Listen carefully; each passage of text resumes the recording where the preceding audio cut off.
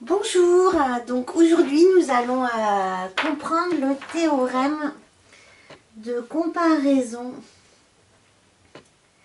des séries à termes positifs. Alors je vous rappelle le contexte. Donc vous avez une suite UN qui est positive, ainsi que Vn.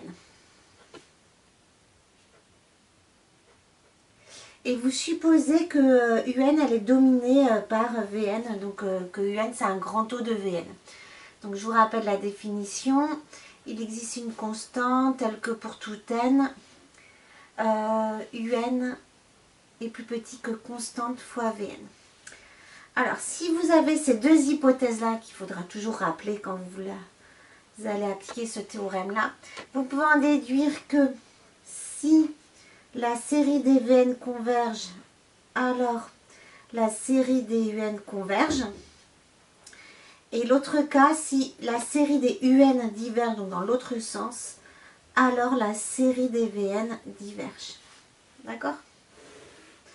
Donc, en cas de convergence, vous savez quand même que la somme de cette série sera plus petite que la somme de la série des Vn. Alors, la démonstration, en fait, elle repose sur le fait que vos séries sont à terme positif. D'accord?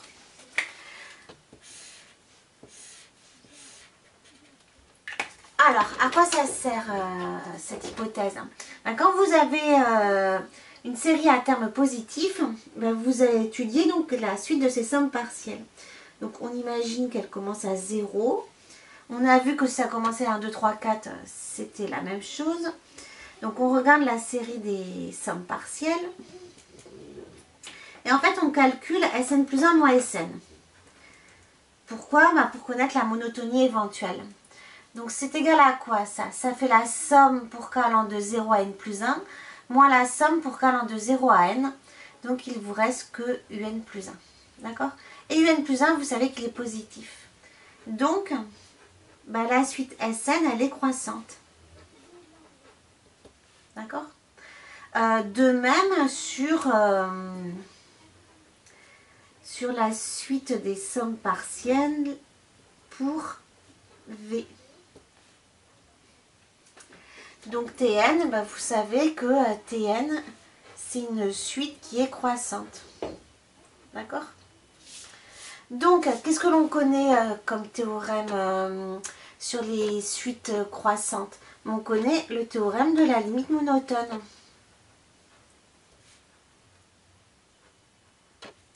Alors, il nous dit quoi ce théorème? Si la suite, donc là je le fais dans le cas croissante, est croissante et majorée, alors elle converge. Sinon, vous avez la suite qui est croissante et non majorée.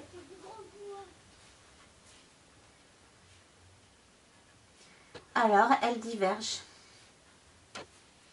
Donc, on l'utilise avec nos séries.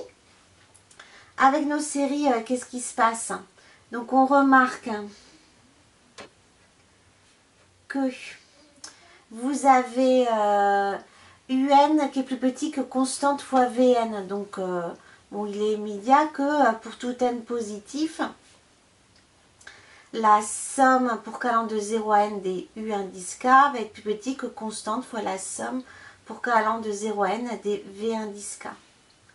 Et là, vous avez deux choses. Donc, autrement dit, Sn est plus petite que constante fois Tn. Vous avez deux cas. Soit Tn, elle est majorée. Donc, ça se passe dans quel cas?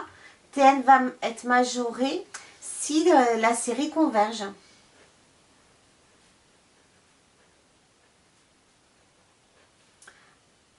Alors, vu que Tn est majoré, Sn est majoré aussi.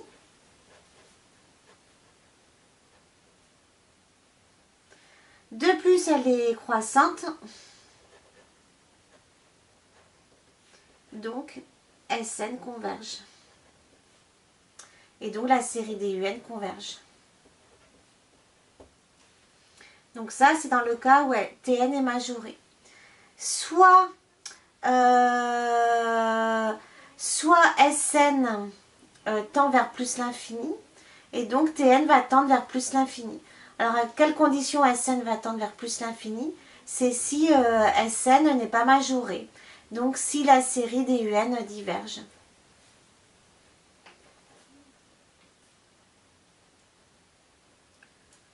Donc, la série DUN diverge.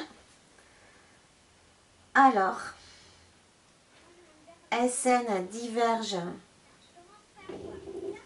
vers plus l'infini. Et donc, TN diverge vers plus l'infini. Donc là, c'est le théorème de divergence par minoration que l'on peut évoquer. Sinon, vous dites que TN n'est pas majoré. Ok? Voilà. Donc ça vous permet en fait d'obtenir un premier critère qui vous permet de savoir si une série converge ou pas. Alors comment on fait dans la pratique? Dans la pratique, on s'appuiera toujours sur les séries de référence que l'on connaît. Donc par exemple, je vous demande juste d'étudier la convergence de cette série-là. Donc la série des 1 sur 2 puissance n ln de n. D'accord?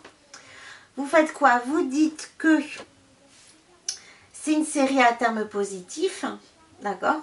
Vous essayez de trouver une comparaison avec une série de référence. Vous connaissez quoi comme série de référence? Les séries de Riemann, les séries géométriques.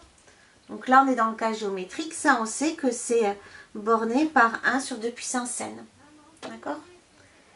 Car quand vous faites le quotient, par exemple, on avait déjà fait ce genre d'exo, hop, ça tend vers 0. Et une suite convergente est bornée. D'accord? Ensuite, vous dites que vos deux séries sont à terme positif.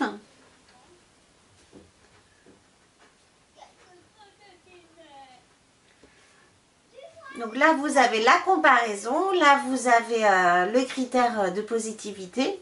Et puis le dernier critère, c'est de dire que celle-là converge. Car c'est une série géométrique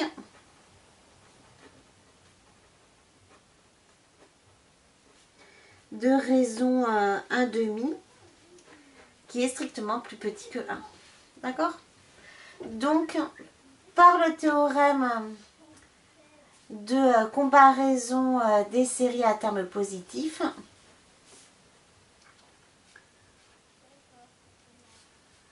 vous savez que la série des 1 sur 2 puissance n ln de n, c'est une série qui converge.